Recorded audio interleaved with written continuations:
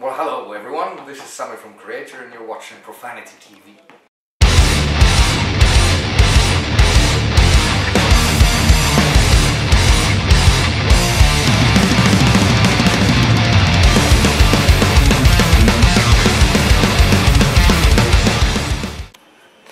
Sami, welcome to Slovenia. How are you feeling?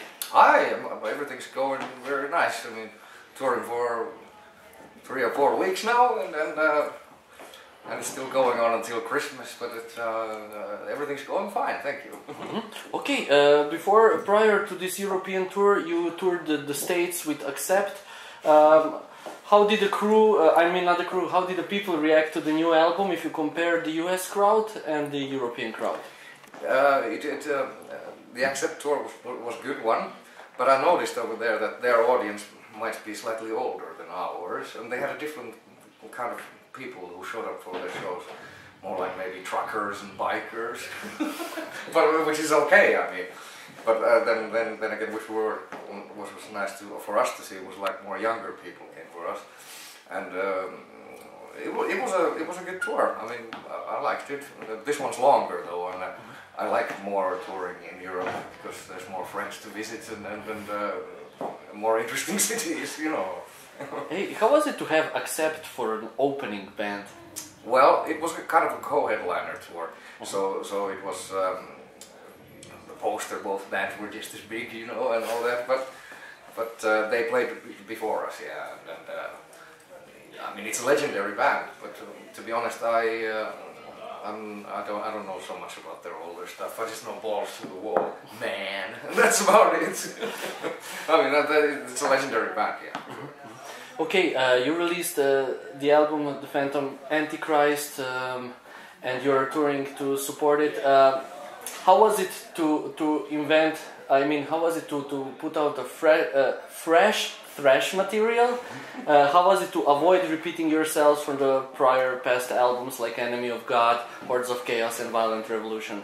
Yeah, see, that's why we took such a long time to put it out. So it was like, after Hordes of Chaos we toured for around 2 years, and we took 1 year basically off. We didn't play so much gigs, every now and then, just a couple of shows. And it takes always a very long time to write songs together with Kreator, because music is not written in the traditional sense. It's more like making demos, and then people listen to it and trade ideas. And Miller is the main songwriter, but everybody participates, and then we do it the old school way also, that we were a lot in the rehearsal room, like bands did in the past. And it was a lot of fun. And talking about avoiding to repeat yourself, of course it's difficult with a band with such a long legacy as Kreator, but I think we managed to do that pretty well. I mean, there's a slightly different approach to Phantom Antichrist than there was to Hordes of Chaos, for example. It was not entirely live and so on. So is this the only difference that you would, if you would compare the Phantom Antichrist and the previous albums, is this the only then mentioned difference, that the previous album was recorded in live? Well, actually the new one, Phantom Antichrist, was also the drum and the bass tracks. We were all in the same room, and we just did guitar overdubs for a much longer time, and concentrated more on that. With Jens Boekeren in the studio. It was also a different producer, and there was also some vintage equipment which was used that we didn't use before, like really old compressors from the 60s, and there was an old delay unit, the same one that David Gilmour had in Dark Side of the Moon, and old guitars, also Les Pauls and Strats, you know. So it was like experimenting in that way too, sound-wise. Okay, I must ask this. The topic it covers, they're like really about stuff that is going on today, and the album itself presents a kind of a really bleak situation, as Kreator usually does. How do you identify, let's say, yourself, your personality with what is said on Kreator albums? Well, I mean, if you take, for example, the title track, it's against what the mass media wants us to believe about the world situation today.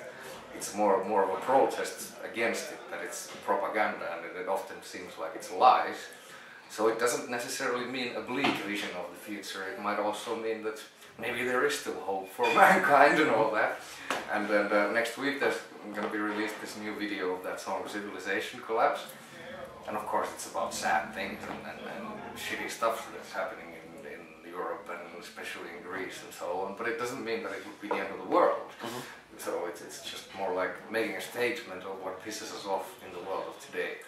It's Mila is the main text writer and songwriter, so you would have to ask that question from him. But I don't see it such as a, you know, it's not only about despair. It's more of a violent protest. You know.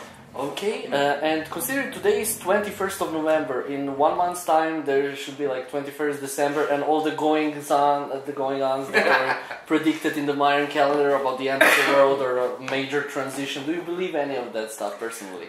Not really, but I'm a fan of that.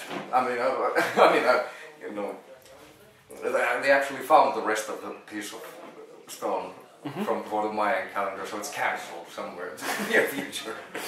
and 21st of December, yeah, it's pretty soon. We're actually going to be in Munich, so I'm going to die with my boots on. Okay, would you like to also say what will Kreator do after you finish this really long tour? Well, the world will have ended, so there's nothing to do. No, but I mean, there's a show planned for Israel on the 16th of January, but I think we might have to cancel that because at least how it looks like right now, because it should be in Tel Aviv and there's all that terrorist bullshit, horrible stuff going on. The Hamas rockets still could even reach that place, so I think we're going to cancel. Not because of ourselves, but we have like families.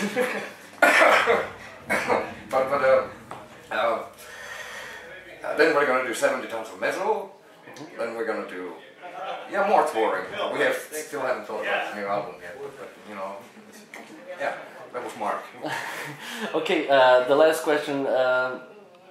Would you give any last message to the viewers of this interview for the Profanity website?